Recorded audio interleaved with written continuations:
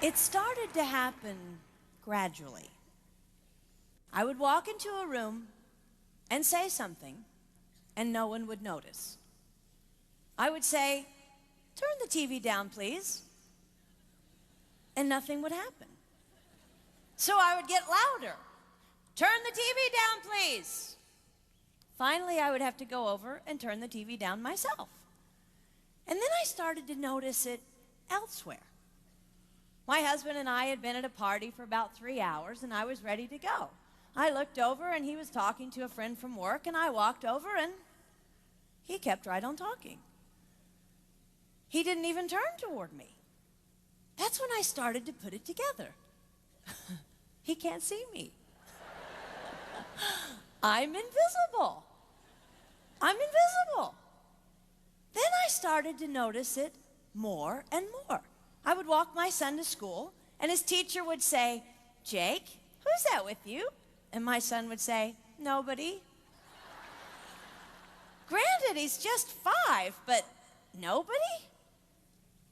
One night, a group of us gathered, and we were celebrating the return of a friend from England. Janice had just taken this fabulous trip, and she was going on and on about the hotel she stayed in. And I was sitting there looking around at the other women at the table.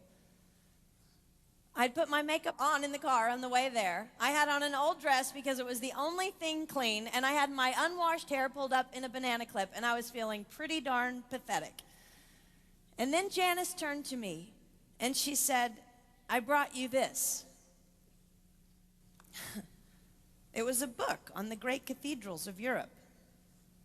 I didn't understand. And then I read her inscription.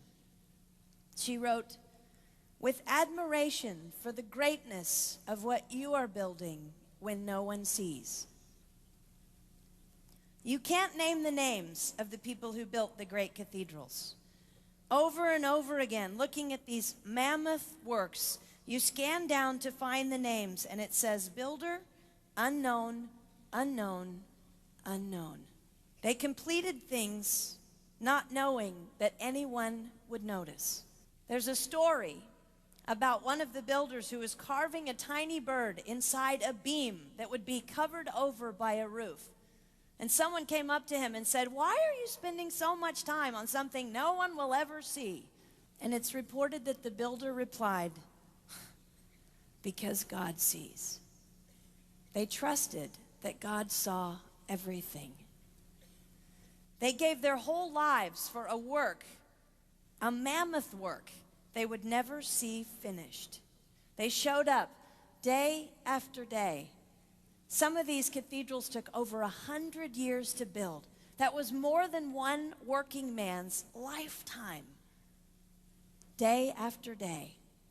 And they made personal sacrifices for no credit.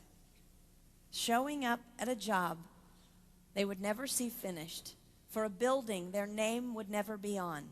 One writer even goes so far as to say no great cathedrals will ever be built again because so few people are willing to sacrifice to that degree. I closed the book, and it was as if I heard God say, "I see you. You are not invisible to me. No sacrifice is too small for me to notice. I see every cupcake baked, every sequin sewn on, and I smile over every one. I see every tear of disappointment when things don't go the way you want them to go. But remember, you are building a great cathedral. It will not be finished in your lifetime, and sadly, you will never get to live there. But if you build it well, I will." At times, my invisibility has felt like an affliction to me. But it is not a disease that is erasing my life. It is the cure for the disease of self-centeredness. It is the antidote to my own pride. It's okay that they don't see. It's okay that they don't know. I don't want my son to tell the friend he's bringing home from college, "You're not going to believe what my mom does. She gets up at 4 in the morning and she bakes pies and hand-bastes a turkey and she presses all the linens." Even if I do all those things, I don't want him to say that. I want him to want to come home. And secondly, I want him to say to his friend, you're going to love it there. It's okay that they don't see. We don't work for them. We work for him. We sacrifice for him. They will never see, not if we do it right, not if we do it well. Let's pray that our work will stand as a monument to an even greater God.